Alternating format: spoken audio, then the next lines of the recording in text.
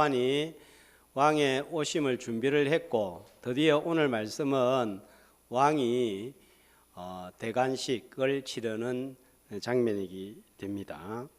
70년간 영국의 왕직을 수행했던 엘리자베스 2세가 지난 22년 96세의 나이로 죽자 아들 찰스가 22년 9월 10일에 왕위를 물려받았습니다. 여왕의 장례식도 성대하게 치러지고 왕의 즉위식 대관식도 사진에서 보는 바와 같이 아주 성대하게 진행이 되었습니다. 위험스러운 복장을 입고 말을 타고 앞서가는 기병들과 또 이어오는 군악대의 행진, 또 휘날리는 국기와 수많은 깃발들, 또 왕이 타는 화려한 마차와 수많은 환영 인파와 축하하기 위해서 참석한 각국의 사절단이 함께하여서 장관을 이루었습니다. 70년 전 엘리자베스 여왕이 즉위식을 할 때는 이보다 10배, 20배 더 성대하게 치러졌습니다. 과거에 왕이 즉위를 하면 왕관을 쓰는 대관식을 진행했습니다. 눈부신 광경이었습니다. 오늘날의 대통령 취임식보다 화려하고 엄숙한 예식이 진행이 되었습니다. 최고의 품격이 나타나는 예식이었습니다. 왕은 인간 중에 가장 높은 위치에 있는 자였기 때문입니다. 대관식은 최고 높은 위치와 막강한 권력을 보여주는 상징이었기 때문에 엄청난 비용을 지불하면서도 진행을 하였습니다. 그렇다면 온 세상을 다스리고 모든 왕을 다스리고 70년이 아니라 영원히 다스리는 왕이 대관식을 진행한다면 어떤 모습이어야 할까요? 어떤 왕의 대관식보다 화려하고 품위가 있고 격조가 높고 성대한 예식이 진행이 되어야 할 것입니다. 자, 오늘 말씀은 만왕의 왕이요 만주의 주이신 주께서 대관식을 치르는 장면입니다. 그런데 우리가 예상하는 대관식과는 모습과는 완전 딴판입니다. 근엄한 기병, 화려한 마차, 나부끼는 깃발이나 복장, 각국의 사절단 어느 것도 없습니다. 보이지 않습니다. 인간적인 시각으로 보면 대관식으로 이름 부르기는 너무 초라합니다. 가난한 나라, 제일 가난한 나라의 대관식보다 더 초라합니다. 하지만 이 대관식보다 놀랍고 특별한 예식은 없습니다. 이 세상의 모든 대관식, 이 지구상 위에 지금까지 해왔던 모든 장례식, 결혼식, 예전 예식을 다 합친 것보다도 놀랍고 특별합니다. 오늘 말씀을 통해서 어떤 면에서 이 대관식이 놀랍고 특별한지 살펴보면서 은혜를 나누고자 합니다. 오늘도 말씀을 들으면서 왕의 대관식에 참여하는 모든 하늘나라의 시민들이 되시기를 주님의 이름으로 축복합니다. 오늘 13절 본문 시작을 보면 어떤 단어로 시작을 하고 있습니까? 이때에, 언제일까요? 이때에 세례 요한이 전령으로서 세례를 베풀고 말씀을 전하고 있을 때입니다. 자, 이때에 무슨 일이 일어나고 있죠? 13절 예수님이 갈릴리로부터 요단강에 요한에게 세례를 받으러 나오셨습니다. 누가복음 3장 23절은 이때가 언제인지 이렇게 밝히고 있습니다. 예수님의 나이가 그때 몇 살이라고요? 30세쯤 되었다 이렇게 기록하십니다. 그런데 여러분, 예수님이 왜 하필이면 이때에 나타나셨을까요? 좀 더 일찍 나타나셔서 말씀도 더 많이 전하고 더 많은 기적과 이적으로 질병을 치유하고 귀신도 쫓아내셨다면 많은 사람들을 도울 수 있었고 많은 일들을 할 수 있었을 텐데 30년간 보이지 않다가 갑자기 왜 이때에 나타나셨을까요? 이때는 하나님의 때이기 때문입니다. 하나님의 시간표는 우리의 시간표와 다를 때가 많습니다. 성경을 잘 읽어보시면 하나님의 때에 관한 말씀이 자주 나오는 거예요. 그냥 대충 읽고 지나갈 수 있지만 3장 1절도 시작이 어떻게 되죠? 그때에. 오늘은 이때에. 또 4장 1절들은 보면 그때에. 4장 17절 보면은 이때부터 때에 관한 말씀이 아주 많이 나옵니다. 때가 참에 아들을 세상에 보내신 하나님께서 때가 참에 예수님을 이제 온 세상에 공개를 하신 거예요. 드러내신 거예요. 슬픔 많은 이 세상, 악한 세상을 보면서 주님이 왜 빨리 오셔서 눈물을 닦아주시지 않나? 저렇게 악하고 나쁜 일을 하는 사람들 왜 빨리 심판하시지 않나 생각합니다. 우리의 시간표와 하나님의 시간표가 다르기 때문입니다. 2000년 전 주님이 이 땅에 오신 때를 보면 참 타이밍이 기가 막힙니다. 알렉산더라는 세상의 군주가 영토를 온 세상을 통일하고 헬라어를 공용어로 사용을 하도록 하였습니다. 언어로 세상을 하나로 묶었습니다. 이로 인하여서 성경이 헬라어로 번역되어 온 세상으로 퍼져갔습니다. 복음의 언어가 되었습니다.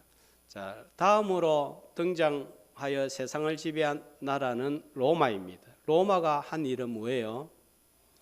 온 세상에 길을 다 반듯하게 닦은 거예요. 그래서 어떤 말이 나왔습니까? 세상의 모든 길은 로마로 통한다 하는 말이 나왔습니다. 그런데 이 도로를 통하여서 바울을 통하여 제자들을 통해서 복음이 땅끝까지 전파됩니다. 선교의 도로가 되었습니다. 세상 왕과 나라는 자신들의 통치와 편리와 이익을 위하여 언어를 확산시키고 길을 닦았지만 하나님은 말씀이 번역되고 전파되는 시온의 도로를 건설하게 하셨습니다. 또 하나는 유대인들이 바벨론 포로로 끌려가고 또 예루살렘이 로마에 함락되면서 유대인들이 가는 곳마다 회당을 다 세워놓았습니다. 그런데 이 회당은 바울을 비롯한 제자들이 복음을 전할 때 복음을 전하는 장소가 되어서 복음의 발판이 되었습니다. 세상 나라와 군주들은 자기들이 세상을 쥐락펴락하는 것 같지만 하나님의 시간표에 따르는 움직이는 배후 도구에 불과했다는 사실입니다. 자, 북극과 남극은 6개월간은 낮이 지속되다가 또 6개월간은 밤이 지속이 됩니다. 살기가 좋지 않습니다. 온전한 하루가 안 되는 거예요. 빛과 어둠이 적당하게 섞여서 온전한 하루가 되듯이 우리 인생도 빛 같은 순간과 어두운 순간이 모여서 내 인생이라는 것이 만들어지는 거예요. 그래서 때로는 가난할 때가 있고 부할 때가 있습니다. 올라갈 때가 있고 내려갈 때가 있고 일이 잘 풀릴 때가 있고 풀리지 않을 때가 있습니다. 잃을 때가 있고 얻을 때가 있습니다. 이게 다 섞여서 인생 이렇게 되는 것이지 항상 불행, 항상 행복 이렇게 해서 되는 인생은 한 인생도 없습니다. 자주 말씀드리지만 얻었다고 다 얻은 것이 아니고 얻고서도 잃은 것이 있고 잃고서도 얻은 것이 있습니다. 돈은 얻었는데 신앙을 잃을 때가 있습니다. 진짜 얻은 게 아니에요. 돈은 잃었지만 신앙을 얻었습니다. 돈보다 귀한 것을 얻은 거예요. 금보다 귀한 믿음을 얻은 거예요. 예수님은 은퇴할 은둔할 때가 있었고 나타나실 때가 있었습니다. 그러니까 우리가 지금 당장 내 삶이 어렵다, 힘들다 하는 이것으로 판단하지 말고 하나님께서 풀어주실 때, 새롭게 하실 때가 있음을 알고 하나님의 때에 나의 시간표를 맞추어 하나님의 뜻을 이루어가는 성도가 되시기를 주님의 이름으로 축복합니다. 14절, 15절은 세례 요한과 예수님의 대화입니다. 자, 1장, 2장에 보면은 예수님의 탄생을 앞두고 수태 고지 소식이 전해지고 예수님이 태어나고 또 죽음의 위기를 당합니다. 예수님 중심으로 기록이 되었습니다. 근데 3장 1절부터 12절까지는 누구 중심으로 기록이 되었는가 하면 세례 요한이죠. 자, 오늘 본문은 세례 요한과 예수님이 함께 등장하고 있습니다. 누가 누구에게 세례를 받으러 오지요? 우리 생각에는 세례 요한이 예수님에게 세례를 받아야 됩니다. 요한도 똑같은 생각입니다. 그래서 왜 저한테 세례를 받으러 오십니까? 그러자 예수님의 대답이 무엇입니까? 15절 우리가 이와 같이 하여 모든 의를 이루는 것이 합당하다 그랬습니다.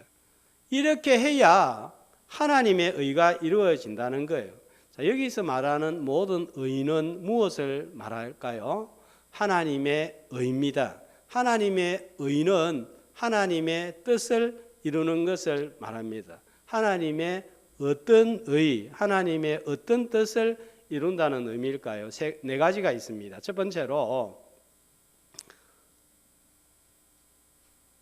세례는 죄인이 받는 거예요.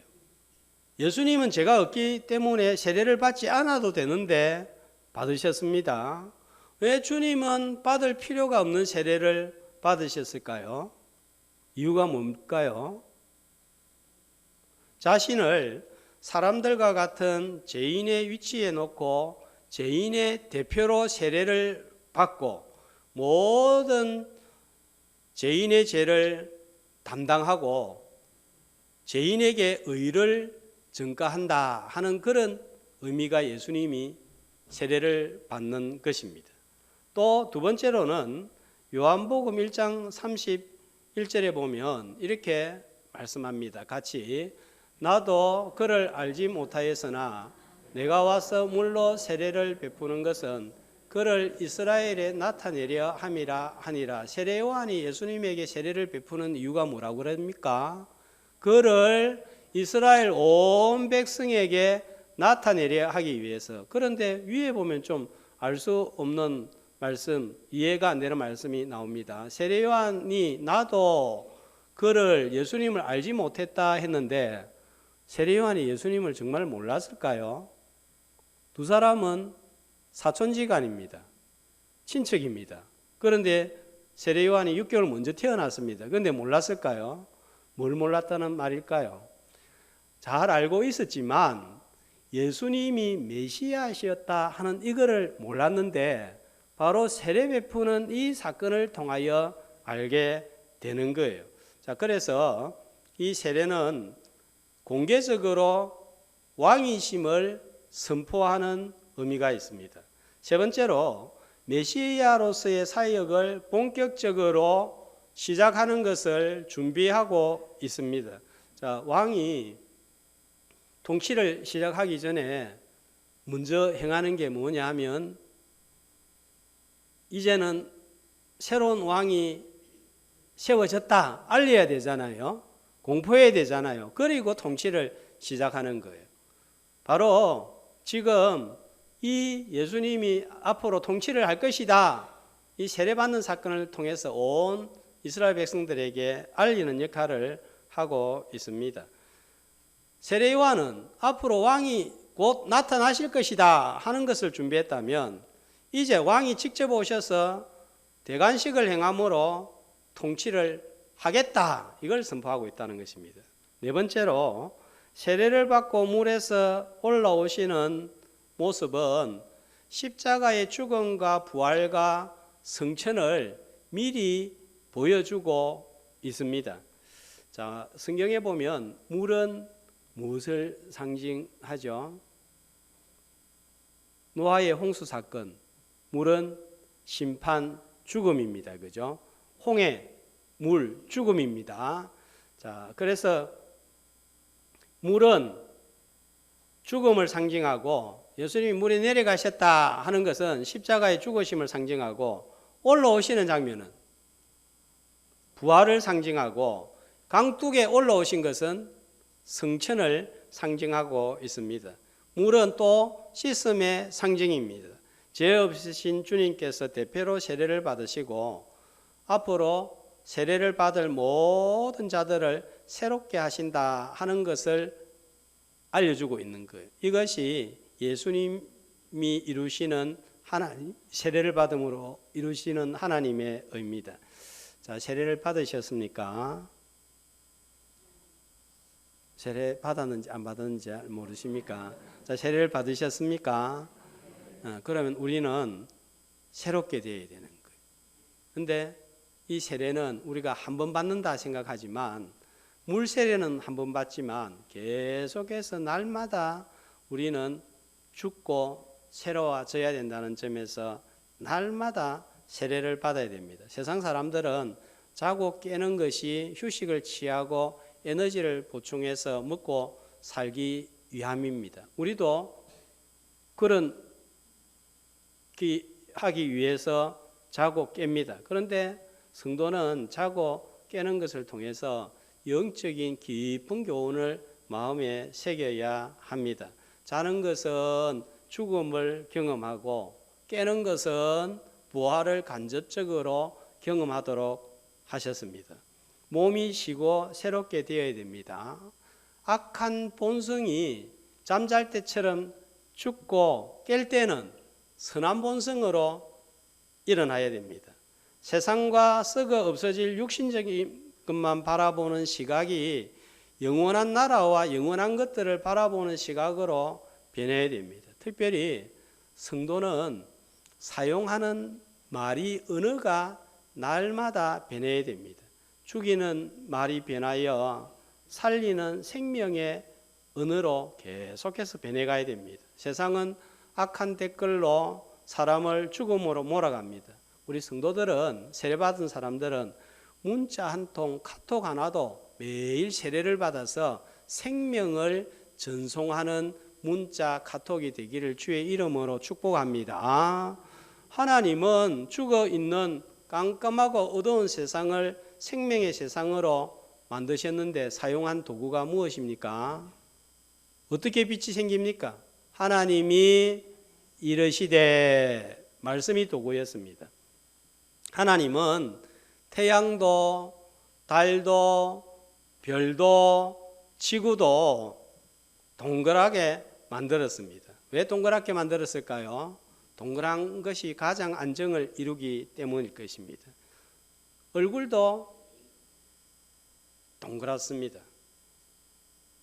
지구를 그리고 얼굴을 그릴 때 어떻게 그리죠? 동그라미로 그립니다.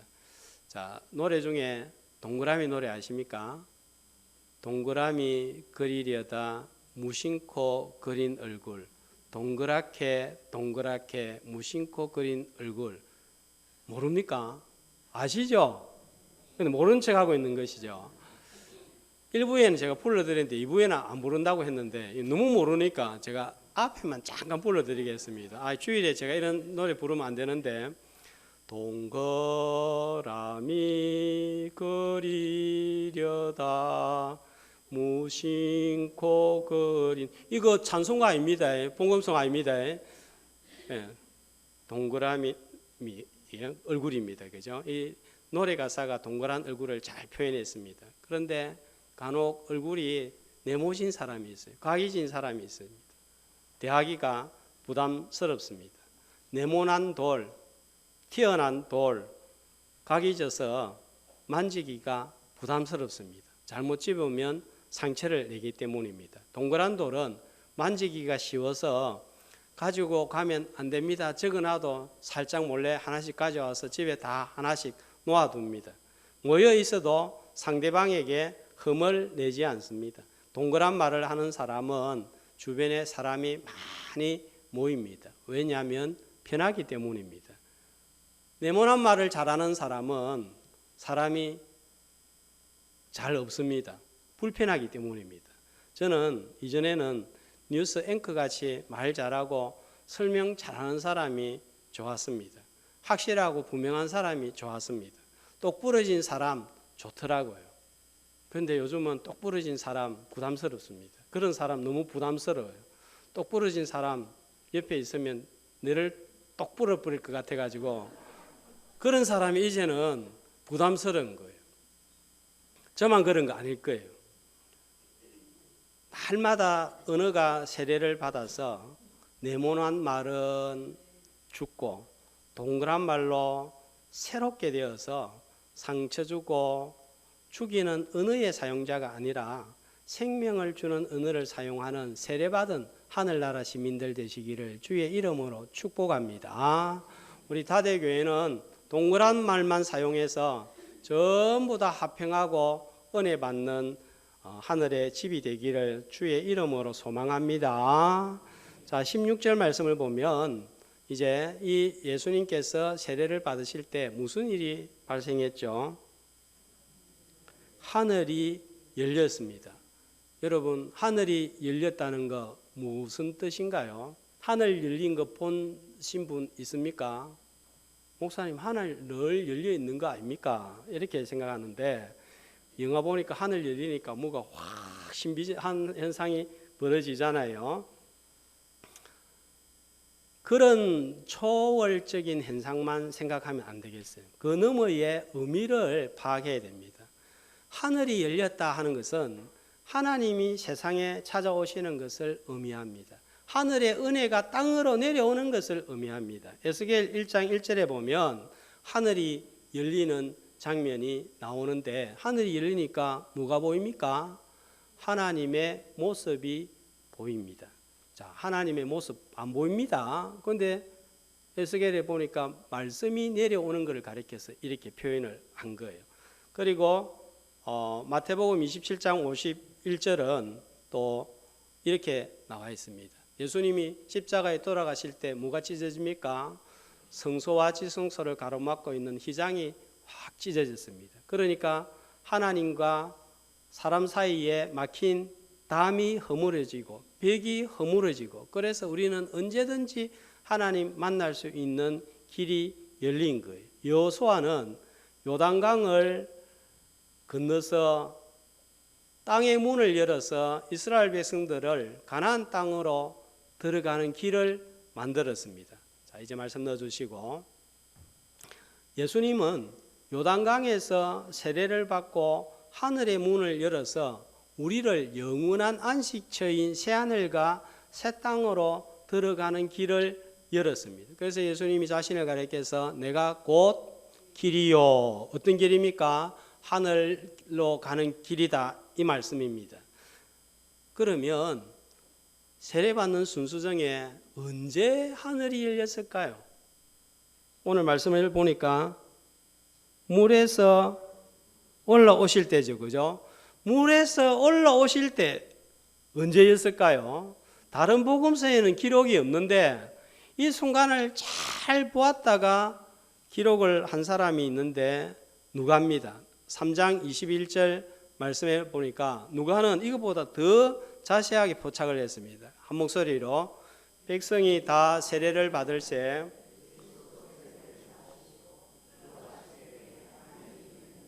물에서 올라오고 세례를 받는데 언제요? 더 구체적인 때가 나옵니다. 언제입니까? 기도하실 때입니다. 교회는 하늘의 문을 여는 곳인 줄로 믿습니다. 성도는 하늘의 문을 여는 사람들인 줄로 믿습니다. 하늘 문이 열릴 때 땅의 문도 열리는 거예요. 영의 문이 열릴 때에 육의 문도 열립니다. 그런데 무엇으로 하늘의 문을 연다고요? 열까요? 하늘의 문을 여는 열쇠는 기도입니다. 새벽에 기도할 때 하늘 문이 열리는 역사가 일어나기를 주의 이름으로 축복합니다. 수요일 저녁에 기도할 때, 오늘 예배 중에 말씀 듣고 기도할 때 하늘 문이 열리는 복된 주일이 되시기를 주님의 이름으로 축복합니다. 하늘이 열리면 어떤 일이 발생할까요? 자, 하늘이 열리니까 16절 첫 번째로 무슨 일이 발생합니까? 하나님의 성령이 임하심을 보았다 했습니다. 자, 세상 왕은 대관식을 할 때 머리에 왕관을 씁니다. 만왕의 왕이 사람들이 즉위할 때 예수님에게는 누가 임하셨다고요? 성령이 임하셨습니다. 구약에서 왕이 즉위할 때 제사장이 머리에 뭐를 붓죠? 기름을 부었습니다. 이제는 성령의 기름을 부으셔서 예수님이 왕이심을 선포하고 있습니다. 우리도 예수 믿고 세례받을 때에 성령의 기름이 부어지는 거예요. 그래서 우리가 어떤 자가 됩니까? 왕 같은 제사장이 되는 거예요. 자, 성령이 임하면 어떤 일이 발생을 하는가요? 자, 성령이 그냥 임하심을 보시든지 하면 될 텐데, 성령이 어떻게 비둘기같이, 왜 비둘기같이 이렇게 표현을 했을까요? 뺑아리같이, 치킨같이, 독수리같이 성령이 임하시는 것을 보시든지 이렇게 안 하고 왜 비둘기같이 이렇게 표현을 했을까요? 비둘기가 상징하는 바가 있습니다. 땅이 혼돈하고 공허하고 흑암이 깊음 위에 있을 때 하나님이 세상을 창조합니다. 하나님이 이르시되 빛이 있으라 하심에 빛이 있었는데, 자, 그 전에 수면 위에 뭐가 운행하시더라? 하나님의 신이 운행하시더라. 자, 이거는 닭이 악을 품고 있는 듯한 뉘앙스입니다. 그러니까 지금 왕이 오시면 나라가 새로워집니다. 재창조가 이루어집니다. 이 일을 위해서 지금 성령이 지금 예수님에게 임하셔서 준비를 하고 있는 거예요. 자, 그리고 창세기 8장 10절 11절 말씀을 보면 노아 시대 때 물로 심판을 받았습니다. 그런데 이제 심판이 끝났다, 세상이 새롭게 되었다 하는 사실을 비둘기를 통해서 알려줍니다. 물이 줄어들고 이제는 새로운 세상이 되었다 하는데 비둘기가 뭘 가지고 오는 것을 통해서 그걸 알려주죠? 감람나무 새 잎사귀가 입에 있는 것을 보여주는 거예요. 그래서 비둘기는 바로 새로운 시대가 시작이 되었다 하는 것을 알려주고 있는 것입니다. 성령님이 임하시면 새로운 시대가 열립니다. 새로운 세상이 열립니다. 언제 우리에게 새로운 인생이 시작이 되었습니까? 내 인생이 언제 새롭게 되었어요? 예수 믿을 때입니다. 언제 어떻게 예수를 구주로 믿고 영접하게 되었습니까? 누구든지 성령이 아니고서는 그리스도를 주시라 할 수 없다 했습니다. 성령님이 임하시고 세례를 받을 때입니다. 이제 말씀은 넣어주시고요. 그때 우리는 중생해서 새 인생이 되었어. 그래서 성령이 임한 때를 가리켜서 중생했다, 새 생명 얻었다, 새 시대가 시작되었다 하는 것입니다. 눈에 보이는 세상만 쳐다보다가 영원한 세상을 소망하게 되었습니다. 내가 주인이요 왕으로 살았는데 예수 그리스도를 왕으로 선포하는 시간이 하늘이 열리고 성령이 임하는 때입니다. 왕이 바뀔 때 불안과 초조와 근심은 물러가고 비둘기 같은 평화가 우리 속에 임하는 거예요. 내가 내 삶의 왕으로 있는 한 초조와 불안과 근심 속에서 벗어날 수가 없습니다. 자, 그래서 제가 24년 마태복음 강해를 시작하면서 늘 기도 제목이 하나님, 우리 성도들의 가정, 교회, 직장, 우리 성도들의 삶에 성도들의 자녀들의 왕은 예수님이 되어 주옵소서. 우리 가정에 우리 자녀들에게도 왕이 예수 그리스도가 되어 주옵소서. 이것이 저의 계속적인 기도 제목입니다. 주님이 나의 왕이 되시고 우리 가정의 왕이 되실 때 새롭게 되고 창조되는 역사가 일어날 줄 말씀을 통해 듣고 연구하면서 믿기 때문입니다. 오늘 예배를 통해서 주님을 진정한 왕으로 모시는 복된 예배 시간 되시기를 주의 이름으로 축복합니다. 자, 두 번째로 17절 말씀, 성령이 임하실 때에 어떤 하늘이 열릴 때 하늘이 열리면서 어떤 일이 일어났죠? 성령이 임하시고 그 다음에요, 하늘로부터 소리가 있었습니다. 하나님의 음성이 들렸습니다. 자, 어떤 소리입니까? 이는 내 사랑하는 아들이요 내 기뻐하는 자라. 세례받는 예수님을 향한 선포입니다. 자, 이 내 사랑하는 아들 하는 것은 시편 2편 7절 8절에서 예언되어진 말씀을 그대로 따온 거예요. 같이 여호와께서 내게 이르시되 너는 내 아들이라 내 소유가 땅끝까지 이르리로다. 자, 여기에 보면 아들인데 아들은 뭘 합니까? 어떤 자입니까? 온 세상을 자기 소유로 삼았으니까 이 아들은 누구라 말이에요? 왕이다 말입니다.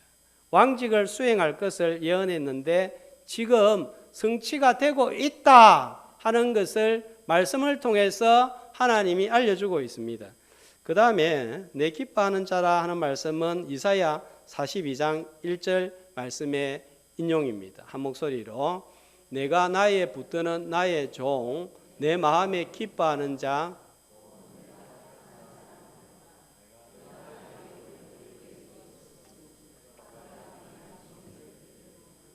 여기도 보면 내 마음에 기뻐하는 자 나왔죠, 그죠? 자, 그런데 아까는 아들이 온 세상을 소유한 왕이었는데 여기에는 기뻐하는 자를 가리켜서 뭐라고 그러죠?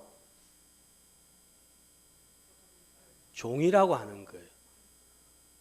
아까는 왕이었는데 지금은 종으로 그 신분을 밝히고 있습니다. 그러니까 이 왕은 왕이면서 동시에 종으로 하나님의 뜻을 수행할 것을 말씀하고 있습니다. 자, 교회에서 왕은 누구입니까? 교회에서 왕은 누굽니까? 천주교에서는 교황이라고 하죠. 그죠? 그런데 진짜 왕은 누구인가 하면 종으로 섬기는 자가 제일 높은 사람이에요. 누가복음 22장 26절 이렇게 말씀을 합니다. 같이 너희 중에서 제일 높은 사람은 제일 낮은 사람처럼 처신해야 하고 지배하는 사람은 섬기는 사람처럼 처신해야 됩니다. 제일 높은 사람은 어떤 사람이에요? 제일 낮은 자의 자리에서 처신해야 해요. 우리는 큰 일을 하고 많은 일을 하고 앞에서 나서고 하는 사람이 제일 저 사람 제일이다 싶지만 하나님이 평가할 때는 보이지 않게 드러나지 않게 아까 제가 시작하면서 성구 읽었는데 들리지 아니하고 외치지 아니하고 소리내지 아니하는 그 사람을 하나님 나라에서는 교회에서는 최고 왕인 거예요. 그러니까 나중에 다대 교회의 제일 높은 사람은 누구일까요? 보통이라면 목사님 이렇게 하는데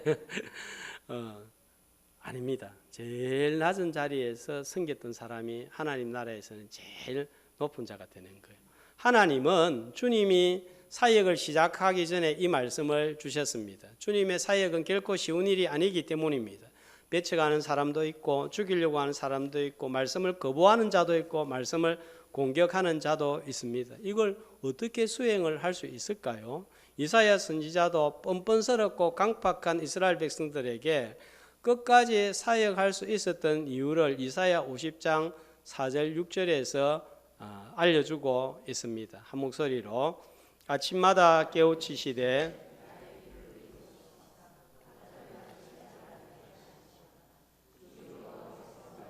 크게 읽습니다. 뒤로 물러가지도 아니하며 모욕과 침뱉음을 당하여도 내 얼굴을 가리지 아니하였느니라. 아멘. 이사야가 모욕도 당하고 침뱉음을 당하여도 끝까지 물러가지도 아니하고 또 일을 수행할 수 있었던 것은 뭐 때문에 그렇게 가능했단 말입니까? 주 여호와께서 나의 길을 여셨으므로. 길을 열어서 뭘 들려주셨을까요? 말씀을 들려주신 거예요. 그래서 이 이사야는 아침마다 나의 길을 깨우치사 학자들 같이 알아듣게 하시는 도다, 그렇게 말씀을 하고 있습니다. 너는 내 사랑하는 아들이다, 내가 기뻐하는 자다. 우리가 하루를 시작하기 전에, 1년을 시작하기 전에 이 말씀을 꼭 듣고 시작을 해야 됩니다. 봉사하고 섬길 때에 너는 내 사랑하는 아들이다, 네가 이 봉사하는 거 내가 기뻐한다, 이 음성을 듣고 확신해야 됩니다. 그래야 이거 끝까지 감당할 수 있는 거예요. 안 그러면 내 오기로 하다가 내 혈기로 하다가 그냥 뒤로 나자빠지는 거예요. 내가 어떤 상황 가운데서 어떤 풍파와 환난을 만난다고 해도 하나님은 나를 끝까지 변함없이 사랑하신다. 내가 잘 나갈 때도 하나님 함께 하셨지만 또 어려울 때도 하나님은 여전히 함께 하시고, 내가 올라갈 때도 하나님은 나를 사랑하셨지만 내려갈 때도 여전히 사랑하고 계신다. 이걸 확신을 하고 이 음성을 말씀을 통해서 들을 때에 헤쳐나갈 수 있고 견딜 수가 있습니다. 이 음성을 듣는 시간이 오늘 이 예배 시간 되시기를 주의 이름으로 축복합니다. 세상을 창조할 때 성부 하나님께서 말씀하시고 성령님이 수민일을 운행하시는 것처럼 세례를 받으실 때 예수님은 물에서 올라오시고 성령이 비둘기같이 임하시고 성부 하나님은 음성을 들려주심으로 구원사역이 삼위 하나님의 공동사역임을 알려주고 있습니다. 성부가 주관하시고 성자가 수행하시고 성령이 교통하심으로 재창조하시고 새 시대를 여셨습니다. 죄 없으신 주님이 세례를 받으신 것은 우리를 위해 예수님께서 우리와 동일시하여서 낮아진 거예요. 이제는 우리가 주님을 위해 낮아짐으로 주님과 동일시하는 삶을 살아가는 사람들, 그 사람이 하늘나라의 시민입니다. 기도로 하늘문을 열고 성령이 임하시고 예수 그리스도를 참 왕으로 삼고 통치를 받을 때 이제는 다른 사람을 위하여 동그란 말을 사용하고 하나님의 때에 내 시간표를 맞추어서 왕의 대관식에 전부 다 참여하는 하늘 시민들 되시기를 주님의 이름으로 축복합니다.